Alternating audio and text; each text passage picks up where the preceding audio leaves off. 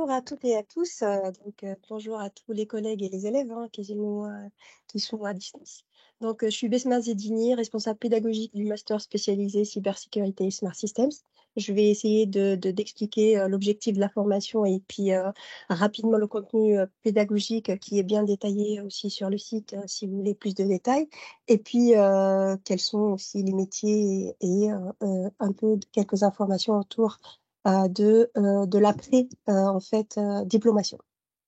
Donc rapidement, le master spécialisé cybersécurité et smart systems, c'est la formation qui a pour objectif de former à l'évaluation, le pilotage et l'optimisation de la sécurité informatique au premier lieu d'une organisation dans son ensemble. Ça, c'est l'objectif principal, et aussi de former au nouveau métier de de l'ingénierie de l'IoT, en plus de la cybersécurité en parallèle, et en général de systèmes intelligents. La formation ou les objectifs de la formation, principalement, c'est la conception de nouveaux systèmes intrinsèquement sécurisés, protection des systèmes tels que le web et les infrastructures mobiles, analyser et détecter les logiciels malveillants et les autres cyberattaques, mettre en pratique aussi les compétences en cybersécurité dans des scénarios réels. Et cela, on va voir comment c'est traduit sous forme de modules et de matières dans un contenu pédagogique. Et aussi mener une enquête de cybercriminalité numérique, pourquoi pas admissible devant un tribunal. Bien évidemment, il y a tout un ensemble d'autres objectifs qui seront détaillés. Donc, les débouchés, je vais les détailler juste un peu plus loin, juste après dans les slides spécifiques. Mais le master, il mène à tous les métiers qui sont liés au secteur de la cybersécurité et à tout ce qui est IoT, que ce soit au niveau ingénierie, architecture et aussi conseil et audit. Ça peut être, plus tard, vous serez ingénieur IoT, ingénieur sécurité, architecte et développeur d'applications de nouvelles technologies, etc. Donc, la liste, elle est, elle est longue. Au niveau de l'organisation que je vais détailler aussi tout de suite de la formation, donc c'est à peu près la formation théorique et applicative aussi en plus de stages tourne autour de 500 heures au total, avec un stage de 4 à 6 mois en entreprise. Et bien évidemment, avec toute l'équipe ici présente, on vous expliquera aussi comment ça se passe le stage en entreprise. Donc, juste une information par rapport au master. Il a été aussi lauréat et il a eu le prix de l'innovation 2020 au classement Eduniversal, qui est assez connu. Et au niveau de l'insertion professionnelle, la promotion précédente, là, juste un sondage de salaire moyen annuel brut, c'est autour de 42 K, entre 35 et 42 K pour débuter.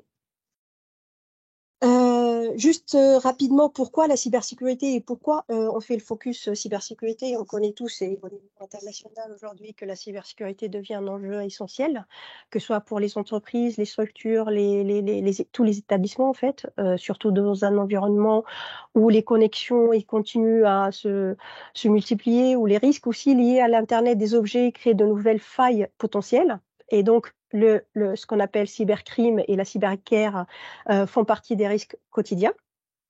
Et donc, l'objectif dans cette formation, c'est de pouvoir justement, le noyau de cette formation, c'est de pouvoir traiter la cybersécurité dans sa globalité à 3 niveaux, que je vais détailler juste après.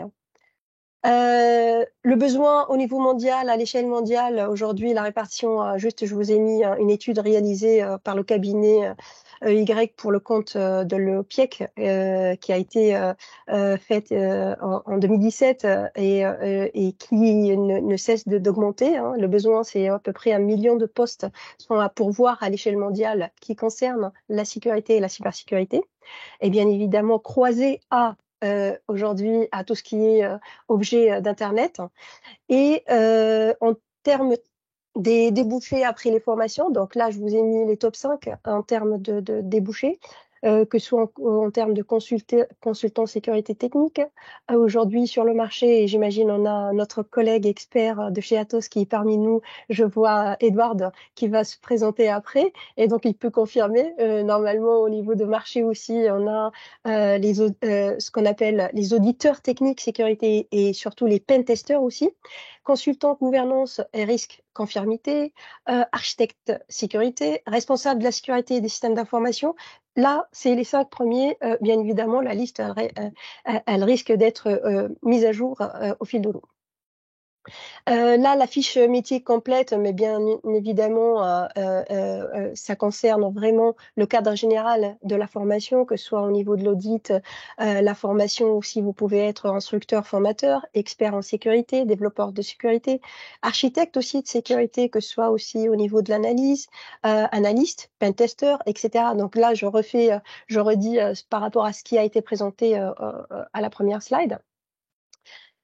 Au niveau des secteurs d'activité, donc l'option ou les secteurs d'activité incluent la domotique, les télécommunications, les transports, l'aéronautique et aussi l'énergie ou encore le commerce. Hein, ça peut aller jusqu'au nucléaire aussi.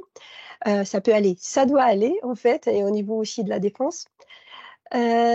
Maintenant, j'entre un peu plus dans le contenu et le cœur de métier du master cybersécurité qui touche, comme vous voyez dans le schéma ici, les 3 grands axes hein, du master, hein, qui est la cybersécurité, l'intelligence artificielle et l'IoT, qui font partie en fait du noyau dur du contenu pédagogique.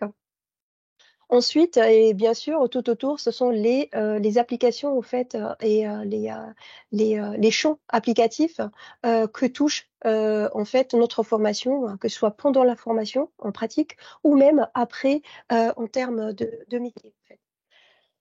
Le contenu pédagogique, là, je vous ai mis un schéma global qui vraiment synthétise le contenu pédagogique tout au long de l'année hein, du master, qui est décortiqué ou qui tourne autour de 3 blocs, voire même 4 aujourd'hui, qui sont détaillés, bien sûr, que je vais détailler juste après hein, dans la fiche.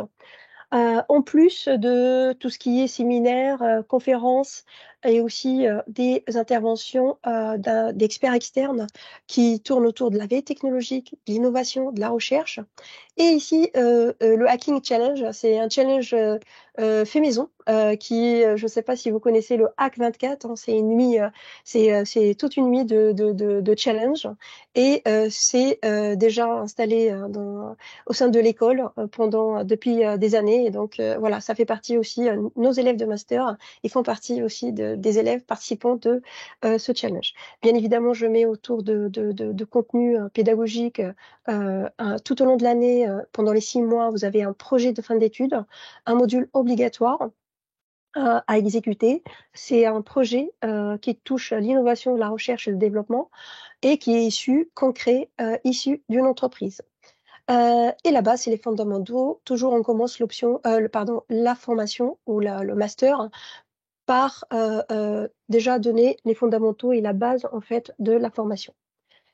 Là, je vous mets rapidement le contenu pédagogique vraiment détaillé avec la fiche CTS, le nombre d'heures, etc. Mais bien évidemment, on détaillera juste puisqu'on n'a que 10 minutes.